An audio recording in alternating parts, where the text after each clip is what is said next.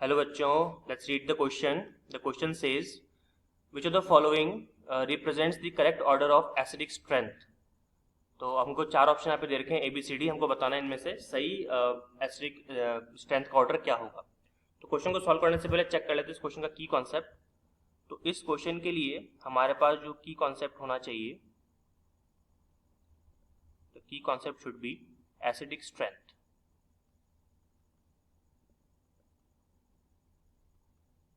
देखिए acidic strength का मतलब क्या होता है आप सबको वैसे तो मालूम होना ही चाहिए, मालूम होगा भी. इसमें एक सेकंड में इसकी स्पेलिंग सही कर देता हूँ. एसिडिक स्ट्रेंथ, हाँ जी. तो एसिडिक स्ट्रेंथ का मतलब सिंपल सा ये होता है कि कोई भी कंपाउंड अगर आपके पास में है तो एक्वस सॉल्यूशन में कितना जल्दी H+ को लिबरेट कर रहा है. जैसे कि यहाँ पे आप देख सकते हो कि यहाँ पे जो है वो HI, HCl, HBr, HF इनकी बात चल रही है. चार एसिड की हमारी बात चल रही है. ठीक है. तो यहाँ पे अगर मैं थोड़ा सा आपको बताऊं चीजें, तो हमारे पास में क्या है, HF है, HCl है, HBr है और HI है. ये तीनों ही एक्वस फॉर्म, सॉरी ये चारों ही एक्वस फॉर्म में क्या देंगे, H+ देंगे. चारों ही एसिडिक नेचर के होते हैं, ये सब H+ निकालेंगे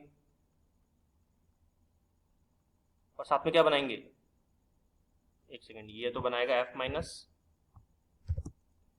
ये बनाएगा आपका F-, ये बनाएगा आपका Cl-, ये बनाएगा Br-, ये बनाएगा I-. इस तरह से बनाएगा. ठीक है. यहाँ पे आपको एक चीज ये देखनी है कि इन चारों में से वो कौन सा कंपाउंड है, मतलब कौन सा ये हाइड्रोजन हैलाइड है.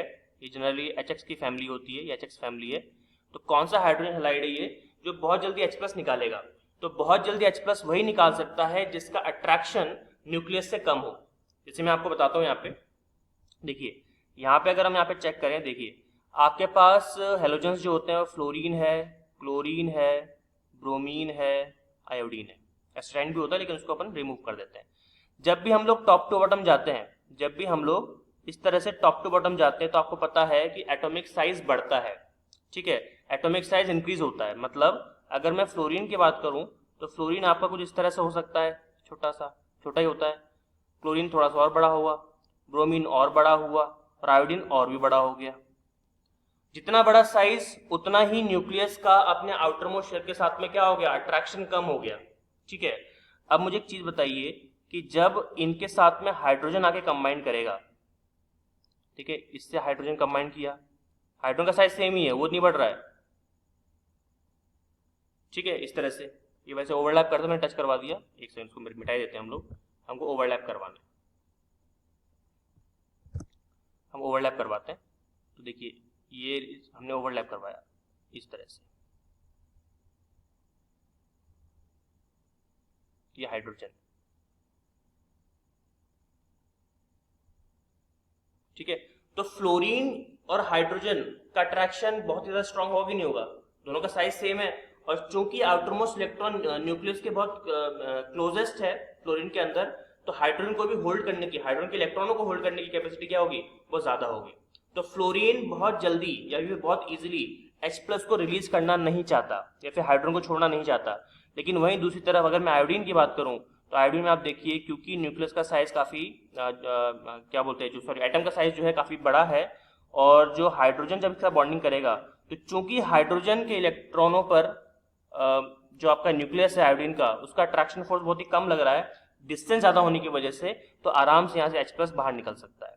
तो वी कैन से दैट कि सबसे ज्यादा एसिडिक कौन सा होगा इसके अंदर, HI होगा, फिर कौन होगा, HBr होगा, फिर कौन होगा, HCl होगा, सबसे कम कौन सा होगा, HF होगा. तो मोस्ट एसिडिक यहाँ पे कौन है, आपका HI. ये है जी आपका मोस्ट एसिडिक. अगर ये मोस्ट एसिडिक है तो मैं क्या बोल सकता हूं कि इसका एसिडिक स्ट्रेंथ, इसका जो एसिडिक स्ट्रेंथ वो भी क्या है, ज्यादा है. बात समझ में आ गई आपको. तो यहाँ पे सही आंसर आपका क्या हो जाएगा, बताइए जल्दी से. यहाँ पे जो आपका सही आंसर होने वाला है, अगर आप चेक करेंगे, हाईएस्ट होगा HI का, आपको बताना है करेक्ट ऑर्डर है ना, सबसे कम HF का, फिर HCl, फिर HBr, फिर HI. Option C will be your right answer. तो ऑप्शन सी यहाँ पे क्या हो जाएगा आपका final answer. Hope you understood it well. All the very best.